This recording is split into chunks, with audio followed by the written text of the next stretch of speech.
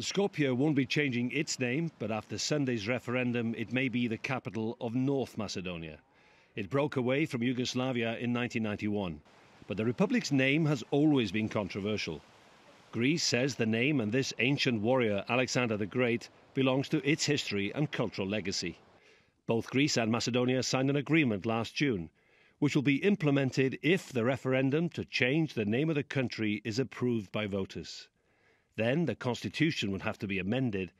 Later, the Greek parliament will vote to ratify the agreement and lift its veto blocking Macedonia from joining NATO. Students especially say it's time for change. We believe by upholding to the EU values, we can implement them in our country, and we can finally hold responsible those politicians who have done wrongful things to our country. Because young people are sick of politicians doing nothing for them, and moreover, young people are sick of politicians doing criminal activities and lots of similar things and not being held accountable for. In the past 10 years, the previous government spent an estimated $800 million on monuments, statues, bridges and buildings. They used the building programme to promote national identity. And it included this 30-metre-high statue of Alexander the Great, the Greek-speaking king of ancient Macedonia. It still provokes outrage in Greece.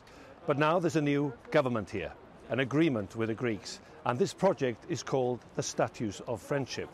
Also, the international airport and the main highway have been renamed to be less controversial and respect Greek sensitivities. As the current government investigates the project costs and allegations of corruption, building work has been stopped. But Valentina Karamfilova-Stevanovska, who created the Alexander statue, is still working on her Mother Teresa commission. She says her interest is cultural, not political. I hope, regardless of who runs the government, my sculptures won't be associated with politics, even if politicians prefer to do just that. I'd like to focus on my art and everything I've created.